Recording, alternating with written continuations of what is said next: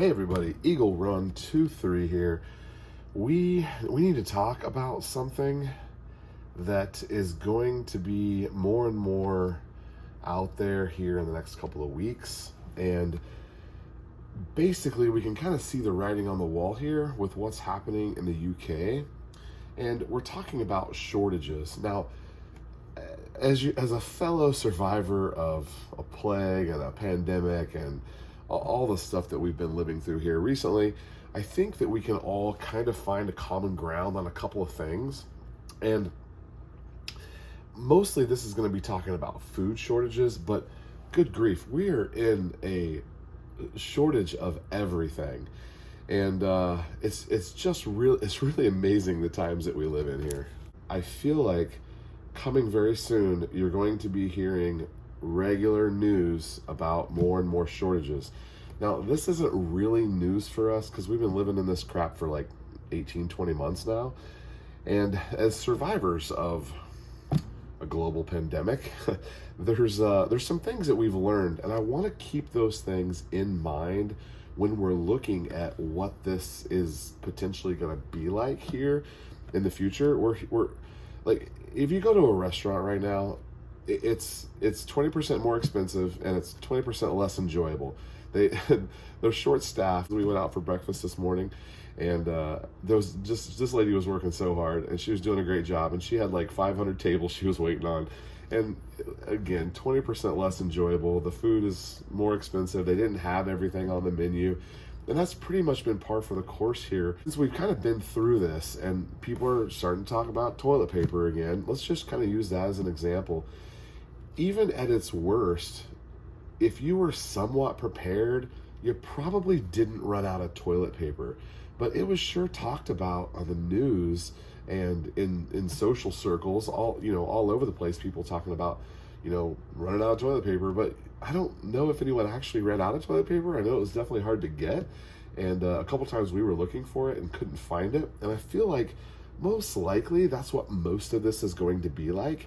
We've been ordering our groceries as a grocery pickup from Walmart and a couple other grocery stores here recently. And for about the past, probably since January or so, we'll place an order and then go pick it up the next day. And it doesn't fail that nearly every week there's some things that aren't available, but usually they'll substitute you something that's close to what you asked for, and you'll get something close. You may not be able to get the exact item, but you'll get something close. And for some reason, the media is willing to talk about what's happening in the UK, but they're not willing to talk about how that's going to affect us. We have the exact same issues here as they have there. They're just maybe a little bit ahead of us. You probably read or heard that in some of I think Alabama or Georgia, I can't remember which state, but they are having a hard time getting food for school lunches. And it kind of made the news. And again, the media is willing to talk about that, but they're not willing to talk about the whole thing. And they're going to have to here eventually, because we're kind of coming up on a time where as winter gets here, and they're talking about coldest, wettest winter we've ever had. That's what they're saying for us here in Texas. And we just lived through a pretty crazy winter in Texas last year. If it's anything like that again, I hope that people are a little bit more prepared. And there has been a lot of new people into the kind of prepper community, and I think that's great overall. So let's maintain a little bit of consistency here in our dialogue and think back to what it was like, and then predict what it will be like. Because I think we kind of have a lot of information for that. I don't think that there's not going to be any food. I think you're just not going to be able to get what you want. Does that mean that you're going to go hungry? Gosh, I hope not. I hope that you've prepared a few things so that you have a buffer between what they have available at the store and what you're putting on the table for your family. Hopefully, as adults who've lived through what we've lived through here recently, hopefully you're not down to your very last meal. The finances come into play here too, though, because some people are better off now, and some people are definitely still hurting from the pandemic. So every time you go to the grocery store, you probably should buy a few extra things that are non-perishables that are going to insulate you from any ups and downs. If they don't have your favorite bacon, you may have to get a different bacon. By the way, have you seen how expensive bacon is right now? Holy cow.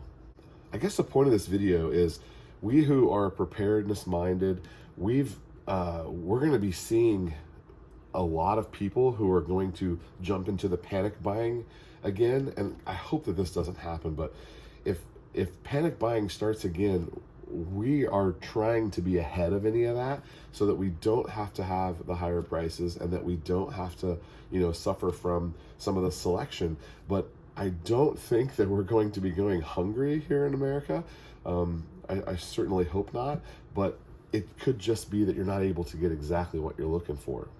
I'm also trying to buy, other supplies, precious metals like we have here. These are always going to be worth something. They've been used as currency in the past, and it's a possibility they could be currency again in the future. Have things like that where you're putting your money. And for those of us that don't have gobs and gobs of money, you really have to be selective about what you're spending that on. And the best advice for this low tier, getting into being prepared is small amounts and little chunks. Hopefully you have enough time over the next couple of weeks and months as we're rolling through fall here into winter that you're able to put a few things away. Just being a good steward of your money is a great spot to be. It's not hoarding. It's not, amassing large supplies and being wasteful, buying stuff that you're not going to use.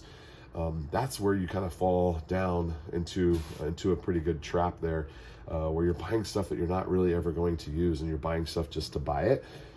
Make sure you're making good decisions.